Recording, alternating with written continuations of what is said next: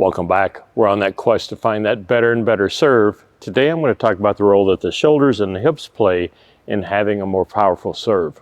Bottom line is, if I want this ball going faster and faster across that net when I serve, my paddle has to be going faster and faster. This ball is not going to go any faster across that net than my paddle is going when my paddle contacts that ball. What options do we have? So as I talked about in other videos, having a sideways stance, being back off this line a little bit in this ready position. If I just swing with my arm, then the only muscle group I'm employing is this shoulder muscle group, not a very muscular group for most people. As a result, then I can't generate nearly as much speed swinging my paddle like this. That ball's not going to be traveling faster across that net. What else can we do? I can add in my shoulders and my hips, rotate my body to get more speed on this paddle. If I'm down here in this ready position and I don't move my arm at all, and I just move my shoulders and my hips, I get that much more speed on the paddle without employing any of the speed that I get from swinging my arm. Then I put them both together. So I'm going to turn my shoulders and my hips and pull my arm forward. Now I can get this paddle going faster through space. This ball goes faster across that net. As I'm starting to employ my shoulders and my hips, I'm adding in this core muscle group, my stomach muscles. So not just having the shoulder muscles to swing my arm, but I'm also adding in a bigger muscle group now, my core muscle group, to get my shoulders rotated, pull my hip forward, more musculature into here. I can get that paddle going that way faster. What else can we do? We can use our feet and push off a little bit. So two major ways to do this. First one is we're in this ready stance here. Both knees are bent. And what I'm going to do is straighten out this back knee, this back leg, and push off with this back foot. So if I don't move anything else, I get that much more body mass, that much more forward motion going across that net when I'm serving. So this would be option one, is I'm down here, and as I swing and turn, I'm pushing with this back leg, my back foot, which as this hip comes forward, this heel comes up off the ground, and my shoe follows afterwards. So it would be like this, coming forward. So again, getting more speed on this paddle because just my motion of going forward is going to bring that paddle forward faster. Second way to use our feet then is to pick this front foot up and let gravity pull us forward, or we step forward into this. So as I'm here, I would pick this front foot up and step forward and go, and then that adds more forward momentum, more forward progress on the ball going across that net, adds more body weight, more body inertia coming into the shot. So if I'm here, then option two would be I might step forward and swing, and that gives me more forward momentum going across that net. Now remember, from a previous video I talked about being back here behind the line. So I don't want to be up here on the line stepping forward. My tendency might be to stay here on the court and expose my feet. So if we're going to do this, if we're going to step forward, then still be back here like we would be otherwise.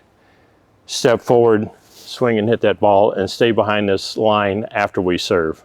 Two things to think about here. One is that we want this paddle going as fast as we can, that we can control, so that that serve goes faster across that net. We're going to build up to that over time.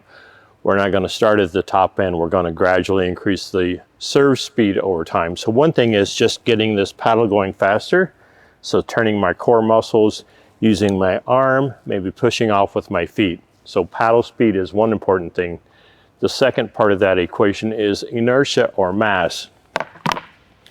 So as I'm moving forward, as I'm twisting my body into the shot, I'm throwing more body weight. All this inertia travels down to my paddle and impacts that ball. So let's think about this in two ways. One is, let's say my paddle was this little feather.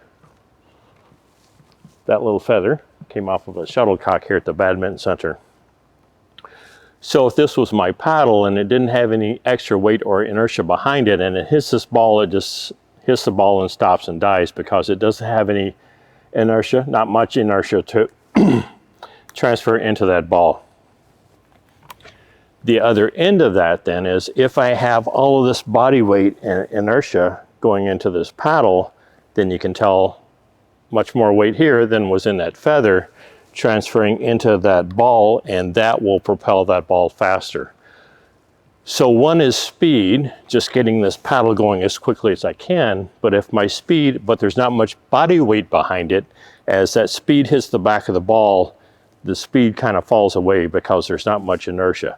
If this could be like a big semi truck hitting the back of the ball, then all of that inertia, all of that speed gets transferred into the ball, and that ball is going to keep going forward, taking all that inertia from that object, my paddle in this case, hitting the back of this ball and going forward. So we have both speed and we have mass or inertia, momentum going into that ball to help it go faster across that net.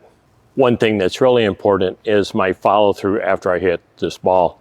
If I'm down here and I hit this ball and I stop, sometimes that means that I'm kind of decelerating and I'm trying to hit the back of this ball and I'm trying to keep it in bounds and not go too far or too long. We really need to think about hitting through the center of this ball, so this paddle would go all the way through the center of this ball if it could. Obviously it can't. But when I'm hitting this, I'm thinking about driving my paddle through the center of this ball, taking all that swing speed, all of that mass and inertia, and driving right through the center of that ball, meaning that when I'm down here and I hit this ball, I'm thinking about hitting through the middle of the ball, and then my paddle comes up and finishes high. What I don't want to have happen is I come down and I hit this ball and I kind of stop here. I throw the brakes on when my elbow's not going to like me after too many serves. I want to swing all the way through that ball and finish high and let this paddle decelerate on its own. My joints are going to love me better long term. They're not going to be as angry with me. And I'm thinking about hitting through this ball, and I want my paddle to continue on in the direction of that target. So if I'm out here in the corner serving to that corner, hitting the ball after contact, I want that paddle to keep going toward that corner as long as I can. Eventually then it'll come up and over my shoulder.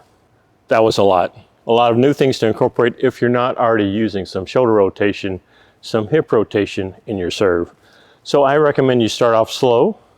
You can practice this at home. You don't need a ball. Just grab your paddle, go into a room. If you have a full-length mirror, that would be good, or maybe the bathroom mirror over the counter, that would be good. Down on our ready position, and we're just going to swing slowly to start off with.